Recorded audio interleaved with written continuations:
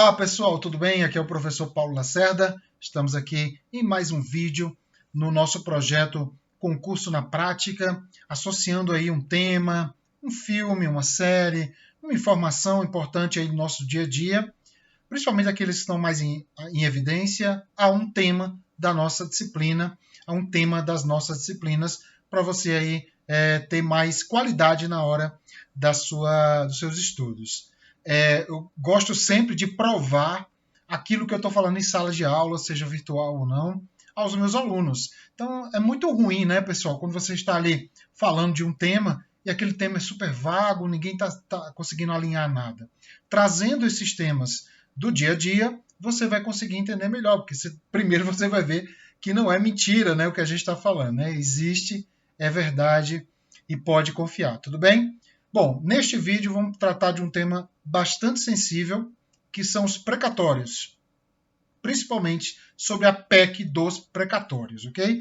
Essa mudança de Constituição por emenda constitucional que vai alterar algumas características do pagamento, das relações que o governo tem com os precatórios. Então vamos lá, olho aí na tela, tá? Olha só, a PEC dos precatórios em relação à dívida é o tema central dessa nossa aula, tá? Bom, como vocês sabem, a Câmara, né, dos Deputados aprovou, pelo menos em primeiro turno, esse vídeo foi gravado quando a aprovação se deu no primeiro turno, ainda falta o segundo turno, ainda falta no Senado, né, tal, a famosa PEC dos precatórios, tá? Bom, sendo que o precatório, em tese, faz parte da dívida. A dívida pública que é dividida em consolidada e flutuante. A consolidada, também conhecida como fundada, os precatórios fazem parte dela, né, caso não haja o pagamento naquele exercício correspondente. Então, podemos dizer que os precatórios fazem parte da dívida brasileira, né, da nossa dívida pública. Dívida essa que aumentou, né, em 1,57 o valor dela em relação ao ano anterior, de agosto, e aproxima-se, né, de 5,5 trilhões de reais. Vou repetir, 5,5 trilhões de reais. É muita coisa, gente, nessa dívida.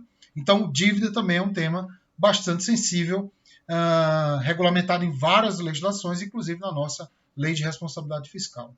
Olha só, precatórios, pessoal, para quem não conhece, mas já ouviu falar, mas não conhece, é quando uma pessoa ou empresa processa judicialmente o poder público por demandas de pagamentos anteriores, que eu tinha direito, e ganha essa ação. Né? Não tem mais,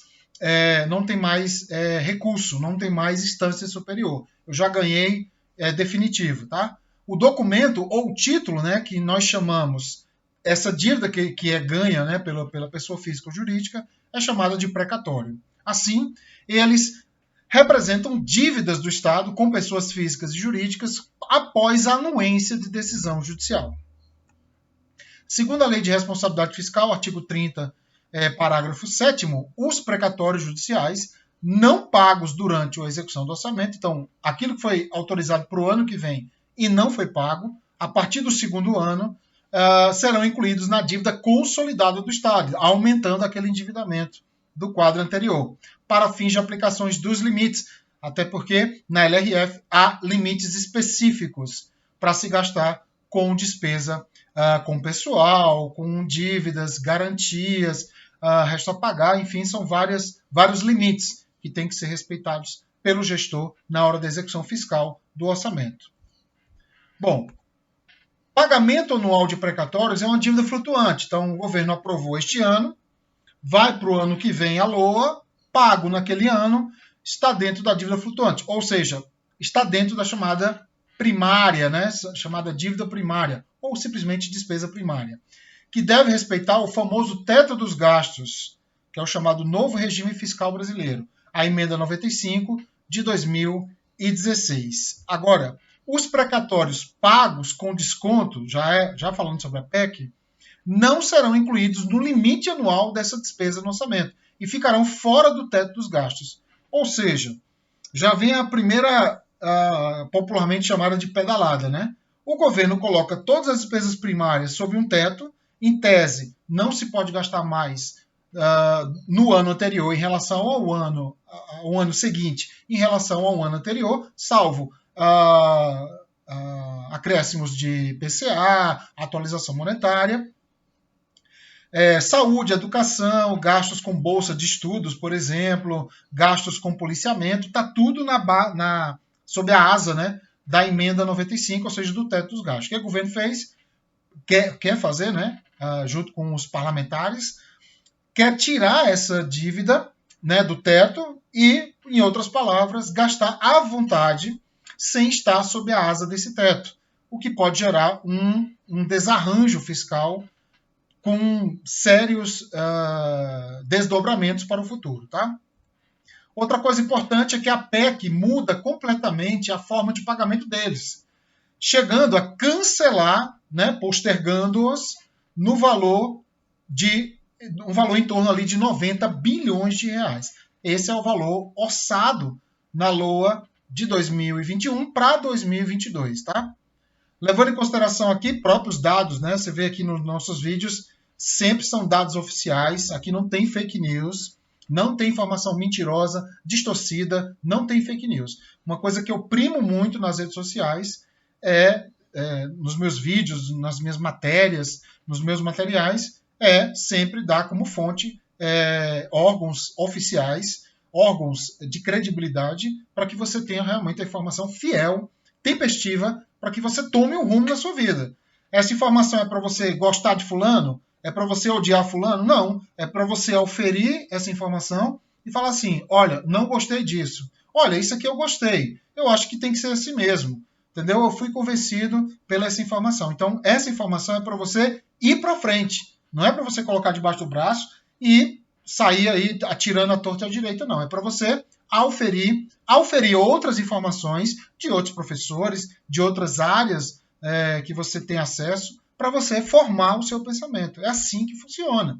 Tá? Não adianta a gente ficar com esse blá blá blá de rede social, de ficar atrás ali de um ou dois jornalistas ou pessoas formadoras de opinião que vão só direcionar a gente para um caminho. É preciso que você leia coisas que muitas das vezes você não gosta para que você molde seu comportamento de forma fiel, porque senão você vai ficar sempre batendo ali na mesma tecla. Tá? Então está aqui a informação oficial. A evolução dos precatórios e bilhões está para 2022 cerca de 90 bilhões.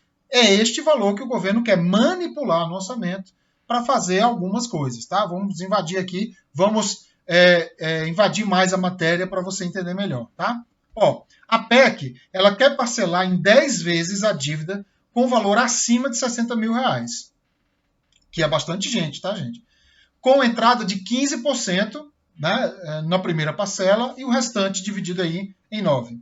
Mais dívidas significa, pessoal, que nós vamos ter mais dívidas. Por que mais dívidas? Porque quando esse parcelamento anterior, esses precatórios anteriores já tem juros, multa, encargos sociais. Quando você parcela, é natural que você tenha mais o quê? Juros. Juros. Então vai aumentar o endividamento. Então é isso que a preocupação maior e objetiva é o aumento desse endividamento. E outra, e se lá na frente o governo não conseguir pagar essas 9 parcelas, alguma ficar devendo ou não pagar nenhuma? Mais endividamento ainda. Então o parcelamento tem que ser muito criterioso, tem que ser muito estudado, porque quando você parcela, há juros. E esses juros é a taxa Selic mais juros da poupança. Isso já é um endividamento. Mas olha só, a taxa anterior para fazer essas reformulações era o IPCA, que é uma taxa um pouquinho maior, que era maior o endividamento. Aí você pensa assim, mas não está melhor agora, já que a taxa Selic mais juros da poupança não são juros menores do que o IPCA? Sim, são juros menores. Aparentemente é uma boa jogada. Só que a gente está falando, pessoal, de endividamento que o governo tem com pessoas.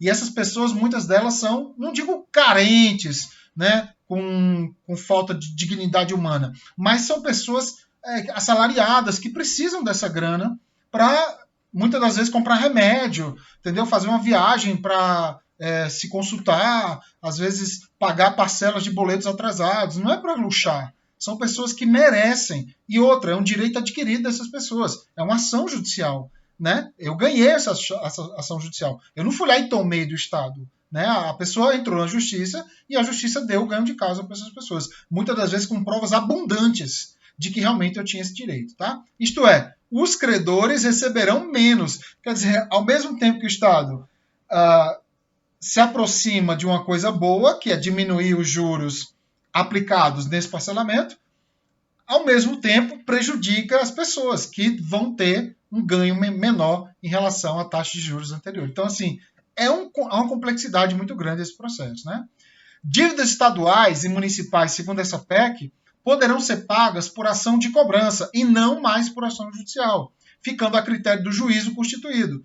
Então, agora, que era, digamos assim, deveria ser, né, na verdade, um pagamento automático, né, o juiz decidiu, não tem mais recurso, tem que pagar imediato, agora fica a critério dele também dizer quando é que vai ficar esse pagamento. Ele pode falar que, sensibilizado pela situação, falar, não, esse pagamento vai ser feito daqui a 5 anos, mesmo já com tudo já determinado, a coisa julgada já terminada. Né? Então, fica aí esse adendo sobre esse processo estadual e municipal. Tá? Bom, outra coisa importante, vale destacar para seu entendimento, para sua formação de pensamento, é o seguinte, a dívida pública no Brasil, como eu falei, está em 5,5 trilhões. Isso varia bastante de mês para mês, tá? Mas em torno de 5,5. E o PIB no Brasil, dados do IBGE, é de 7,4 trilhões, que é a soma das nossas riquezas. Ou seja, pessoal, cerca de 71% de toda a nossa riqueza está associada a endividamento. Ou seja, é como se a gente pegasse 70% do nosso salário para pagar uma dívida, ou seja, a gente passaria um mês inteiro com 30%, o que geraria, inclusive, mais dívidas, ou seja, é uma dívida quase que impagável. Só para você ter ideia, minha gente, ó, na LOA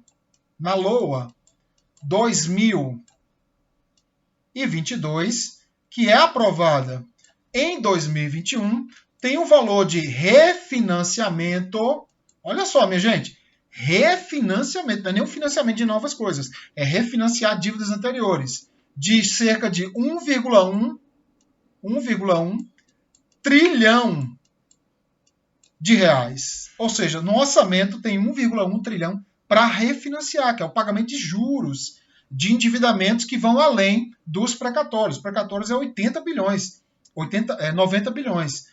90 bilhões dá aí menos de 10% desse valor. Então você vê que os precatórios é um dos problemas governamentais. Tem outros endividamentos, que nesse caso é um refinanciamento, que vai gerar mais juros, mais endividamento no futuro, que tem que ser sanado lá na frente. Então, como é que o governo fez? Segundo o secretário especial do Tesouro e Orçamento, Esteves Colnago, cerca de 50 bilhões devem ir para o programa chamado Auxílio Brasil, que substitui o Bolsa Família, e 24 bilhões para ajustar os benefícios vinculados ao salário mínimo. Né? A gente sabe que quando o salário mínimo aumenta, alguns benefícios também aumentam. Bom, você vê assim, pô, Paulo, mas o objetivo não é nobre, né? Bom, programa social. Eu sou adepto do programa social. O Brasil tem muita pobreza, tanto financeira como intelectual, por vários motivos intergeracionais, e o governo tem a obrigação de sanar isso.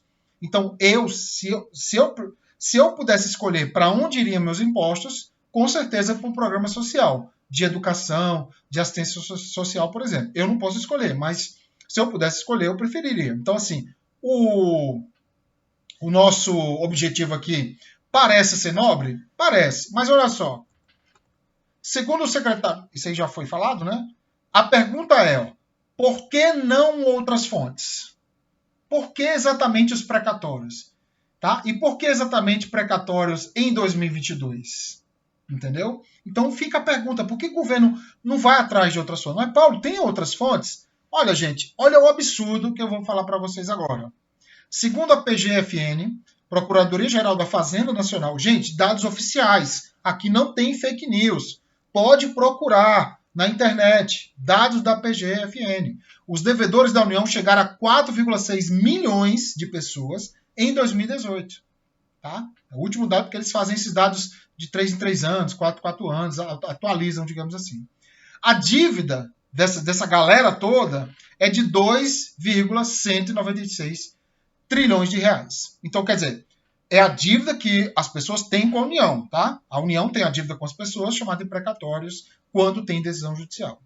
Sendo 44,8% desse valor considerado irrecuperável pela PGFN, assim, por vários motivos. A empresa quebrou, entendeu? A pessoa foi embora do Brasil, enfim, é irrecuperável. Ou seja, quase a metade desse valor. Mas quase a metade dá 1 trilhão de reais. E veja que o programa social lá são 50 bilhões. Mas você vai dizer, Paulo, mas não são muitas pessoas que estão aqui? Pessoas, inclusive, pobres, né? Pessoas assim assalariadas, que estão devendo à União também nesse rol aqui? Sim, tudo bem. Inclusive, estas pessoas que têm precatórios podem ser pessoas que devam à União. Ok, beleza, mas olha só. Os grandes devedores, aqueles que realmente o Estado tem que ir atrás, considerados aqueles com débitos acima de 15 milhões, pessoal, imagina um assalariado, um aposentado, que tem dívida de 15 milhões ou mais. Impossível. Nem que ele queira ter, ele vai ter, né? Chegaram a 28.339 em 2018. Esse valor, óbvio, é atualizado, né? Mas fica em torno disso aí. 28 mil. Isso dá menos de 1% dessa galera. 1%. Menos de 1%. É a galera que deve mais de 15 milhões. São pessoas, grandes empresários, entendeu? Grandes personalidades que simplesmente devem à União e dane-se, entendeu? Devem e dane-se, tá? O que equivale a 62% da dívida, incluindo o FGTS, ó, né? O que é um direito do trabalhador. Ó. Muitas empresas não pagam o FGTS, entendeu? Ou pagam atrasado, ou não pagam, e assim ficam devendo, entram na dívida também. Olha só, os 10 maiores devedores do Estado, para você ter ideia, está falando aqui de grandes empresas. Refinaria de petróleo Manguinho, 7,7 bilhões, tudo na casa de bilhões. Ambev, sabe aquela cervejinha que você toma? Tem tributo ali dentro, IPI, ó. E boa parte desse IPI tem que ser repassado para a União. E a Ambev não repassa. Entre outras maracutaias tributárias. Vivo, se é cliente Vivo, pronto, a Vivo deve 4,9, a Ambev 6,6. Sagra, produtos farmacêuticos, né, uma produtora de produtos farmacêuticos, 4,1. Droga Vida Comercial e Drogas, 3,9. TIM Celular, é cliente da TIM? A TIM não está repassando os tributos para a União, 3,5. Serpa, Cervejaria Paraense, 3,3. Companhia Brasileira de Distribuição, 3,1. Argos, Farma Sudeste, também farmacêutica, 2,9. A Vale, 2,8 bilhões. A Vale que já deu aí várias tristezas para a gente, está dando mais um aqui, ó, deve na dívida ativa 2,8 bilhões de reais. Gente, isso aqui soma 42,8. Gente, dados oficiais, fonte, FENAFISCO, Federação Nacional do Fisco, entendeu? É dado oficial, não é fake news.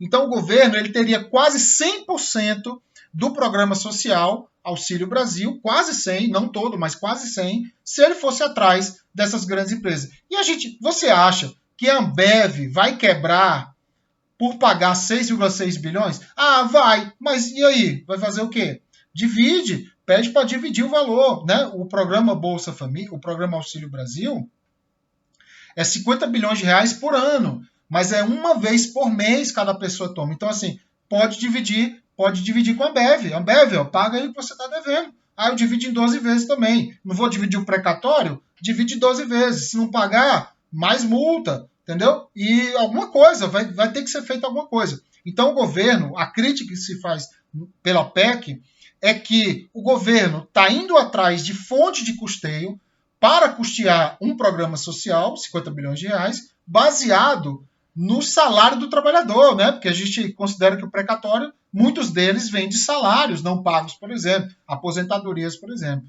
E simplesmente deixa para lá uma fonte de riqueza dessa, de grandes e megas empresas no Brasil que simplesmente sonegam, não pagam os tributos em dia, se não sonegam, pelo menos não pagam em dia, e simplesmente ficam levando, né, essa dívida aí, empurrando com a barriga, e o trabalhador sustentando o Brasil, sendo que essas empresas devem essa casa de bilhões aqui. Então essa é a grande crítica. Por que tirar dos mais pobres para custear esse programa social. Por que não tira dessas grandes empresas que devem, ou seja, não é um favor que elas estão fazendo, que vão fazer. Elas vão pagar o que devem ao Estado, assim como você também deve e vai pagar também o que você deve ao Estado. Tudo bem? Gostaria que vocês se antenassem aqui, pessoal.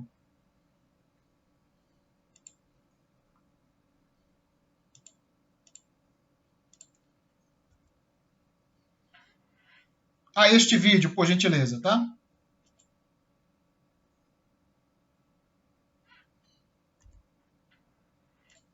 Lá em 89, quando eu me aposentei, eu teria o direito de receber o teto da Previdência. E nunca me foi pago o teto da Previdência. Na Justiça, seu José conseguiu finalmente o reconhecimento de um direito. Falta receber as diferenças que deveriam ter sido pagas lá atrás. 32 anos depois, o aposentado, hoje prestes a completar 76 anos de idade, ainda precisa trabalhar. Luz, água, telefone, gasolina, alimentação, roupa, vestuário, tudo aquilo que a gente, inclusive, tem como, vamos dizer, meios de viver. O seu José está na fila para receber um dos precatórios, que são dívidas do governo que a Justiça mandou pagar e sobre as quais não cabe mais questionamento. O valor dessas sentenças no orçamento de 2022 é de quase 90 bilhões de reais. Mas a PEC pretende estipular um limite para esse pagamento. Entendeu, pessoal? Então são essas pessoas. Vão atingir pessoas que estão esperando décadas, né, o valor a receber. E assim, não é um favor, é um direito.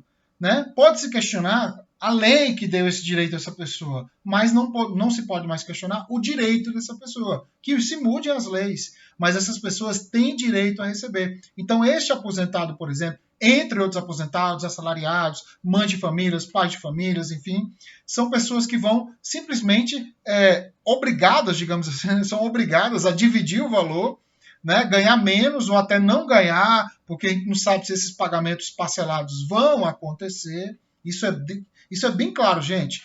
O Estado, ele dá calote, né? Você vê aí o histórico, né, do Brasil, de outros países também. Então, não é garantido que o parcelamento seja cumprido. Então, essas pessoas vão ficar aí, ficaram, né, décadas para receber e agora vão ficar mais alguns anos para receber esse negócio aí. Então, é por isso que é a crítica. Né? Ninguém aqui está criticando o governo se desdobrar, o governo se debruçar sobre a legislação, sobre a doutrina e criar novas soluções para o Brasil. O que está se criticando é a fonte desse valor, a fonte para custear o que o governo quer. São 90 bilhões de reais que ficarão, entre aspas, livres para o governo aplicar. É muita coisa depois de uma aprovação orçamentária, ok? Moral da história, então, da PEC dos precatórios com a dívida pública é o seguinte, ó, deixa-me resolver a dívida com os pobres do Brasil. Então é por isso que eu, particularmente, sou contra essa PEC do jeito que está. Pode ter PEC do jeito que for, mas que o governo tenha sensibilidade de que as pessoas não podem custear um programa social, sendo elas a parte mais frágil, né, desse processo aí. Principalmente no Brasil, que tem aí galhos mais fortes para o governo ir lá e buscar. Tudo bem, gente? Então esse foi o nosso vídeo. Espero que você tenha gostado. Se você gostou, deixa aquele like, né? Deixa aquele seu comentário também. Fique à vontade para criticar aí, colocar o seu ponto de vista, fique à vontade. Só peço que você seja educado, tá, gente? Aqui a nossa intenção é criar um debate bacana, não precisa se exaltar, como é de praxe na rede social. Fique tranquilo, coloque lá a sua crítica, que a gente vai ter um debate bacana aí, tá? Compartilhe com os colegas que estão com dúvida ali sobre precatório, sobre a PEC, se é a favor, se é contra. Fique à vontade aí para interagir com esse vídeo, tá? E se inscreva aqui no nosso canal, vai ter sempre vídeo para vocês, ok? Beleza, galera? Então, até o nosso próximo vídeo. Bons estudos a todos. Espero ter ajudado aí na formulação do debate. E até a próxima.